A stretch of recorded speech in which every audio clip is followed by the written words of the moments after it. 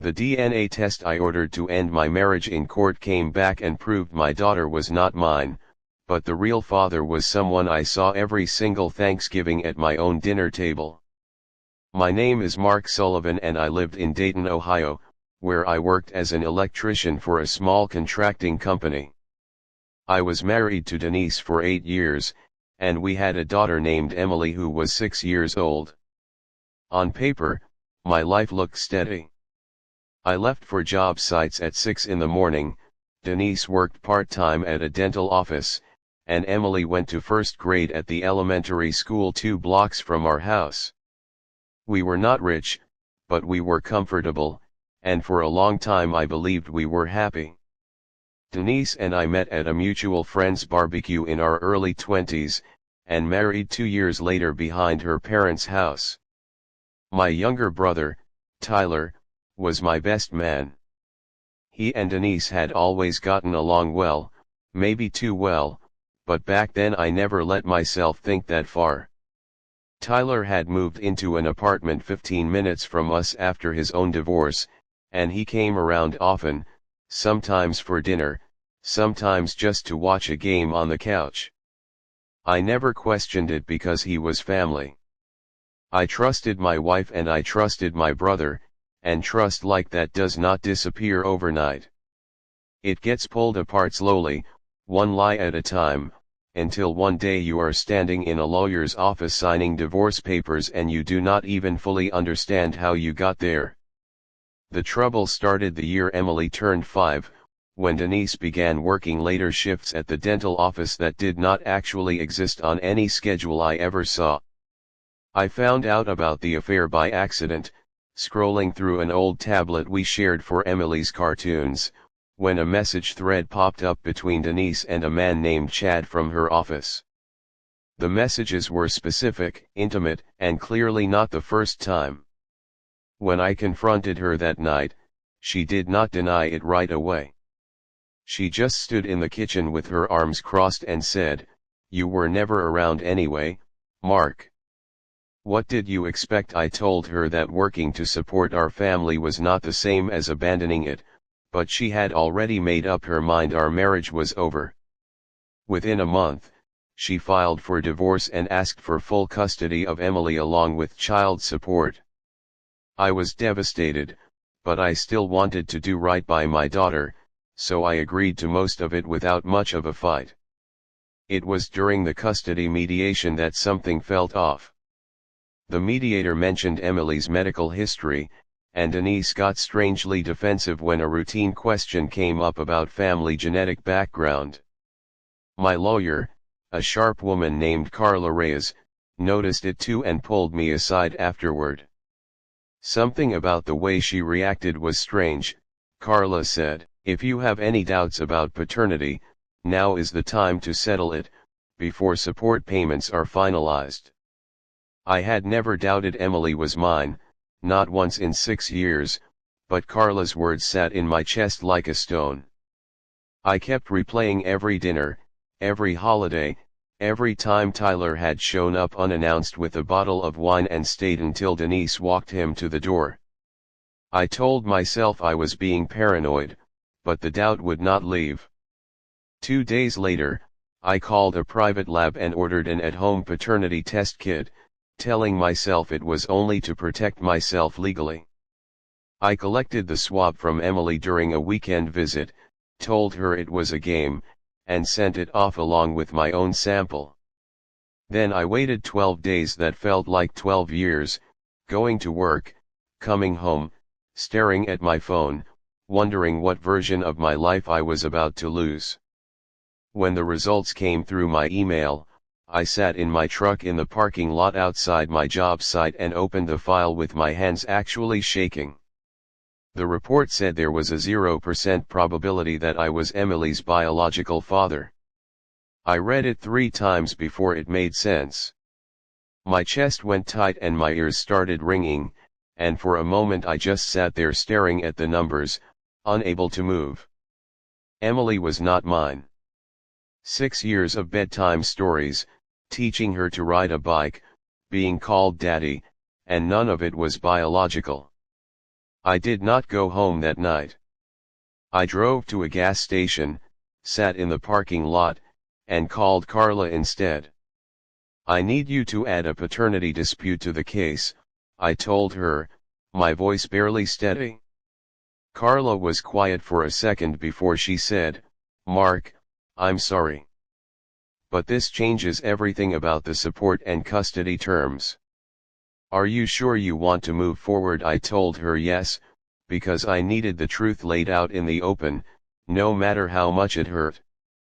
2 weeks after I filed the dispute, my mother called me in tears, saying Denise had shown up at her house yelling that I was trying to destroy the family out of spite. Then Tyler stopped answering my calls entirely, which struck me as strange, since normally he would have been the first person checking on me during something this painful. I started putting pieces together I had refused to look at before, the timing of certain nights out, the way Tyler always seemed to know details about our home life he should never have known. I asked my mother directly if she thought there was something between Denise and Tyler, and she went silent for a long moment before saying quietly, I did not want to believe it either, Mark. The court ordered a second, more thorough DNA test, since Denise's lawyer argued the at-home kit could have been tampered with. This time it was done in a certified lab with both parents present, along with a paternity indexing test that included extended family samples. I sat in the waiting room across from Denise, who would not look at me, and I felt something in me go cold and quiet, the kind of calm that comes right before something breaks completely. 3 weeks later, the second results confirmed the first test exactly. I was not Emily's biological father. But this time, the lab report included something none of us expected, a note flagging a partial genetic match on file from an earlier, unrelated case, one that pointed toward a close paternal relative of mine. Carla called me the moment she saw it. Mark, I need you to sit down for this, she said. The partial match in the database is consistent with a sibling relationship. It's very likely Emily's biological father is a blood relative of yours. I did not need her to say the name. I already knew. I confronted Tyler at his apartment 2 days later, standing in his doorway with my hands clenched so tight my knuckles ached, asking him straight to his face if Emily was his daughter. He tried to deny it, telling me the divorce was making me crazy. But when I told him about the lab's genetic match flag, his face changed completely, and he finally admitted it. It happened once, a long time ago, before you two got married, he said, refusing to meet my eyes. I didn't know for sure it was mine until you started asking questions. I asked him how long he had really known, and he admitted he had suspected it for over a year, watching Emily grow older, seeing small resemblances he tried to convince himself were nothing. My own brother had sat across from me at every family dinner for years, watching his daughter call me dad. The betrayal from Denise was one kind of wound, but this was deeper, a wound that went straight through my entire family. When I told my mother the truth, she broke down, saying she had suspected something was wrong for a long time but never wanted to believe her own sons could be torn apart this way. My father, a quiet man who rarely raised his voice, told Tyler to leave his house that week and did not speak to him again for months.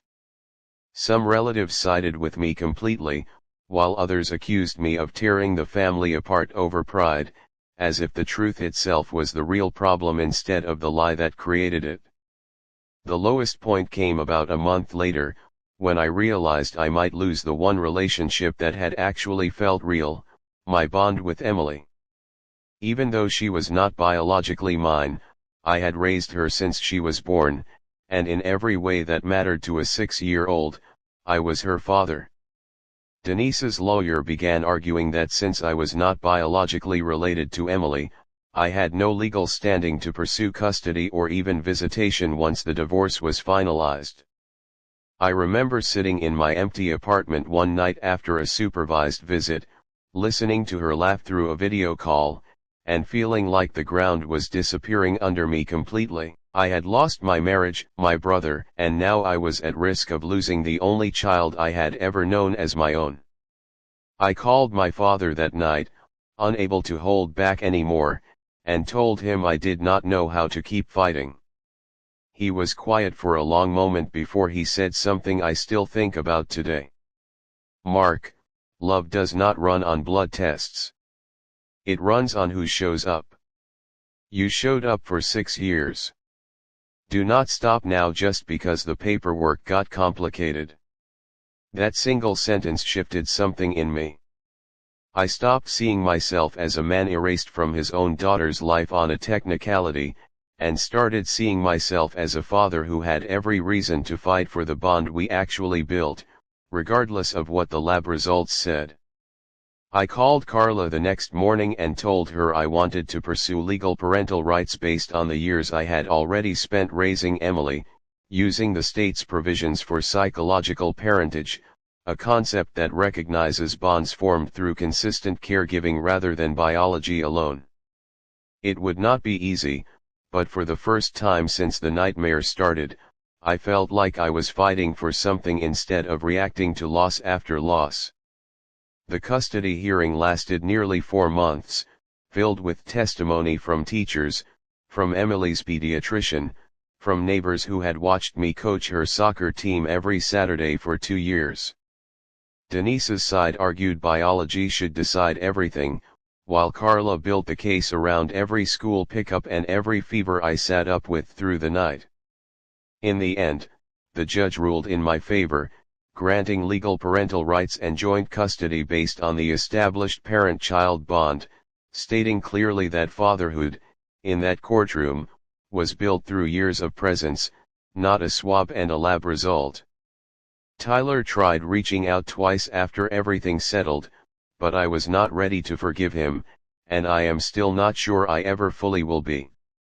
Denise and I barely speak now, communicating only through a co-parenting app, which is honestly for the best.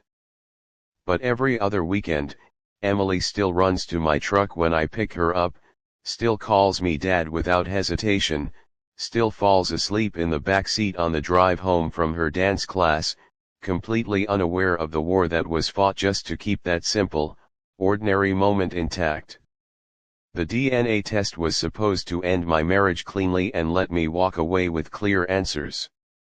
Instead, it tore open truths about the people I trusted most and forced me to fight harder for my daughter than I ever thought I would have to. But I learned something from all of it that no lab result could ever measure. Family is not always written in blood. Sometimes it is built one ordinary Tuesday at a time, until it becomes something no court, no betrayal, and no test result can ever fully take away.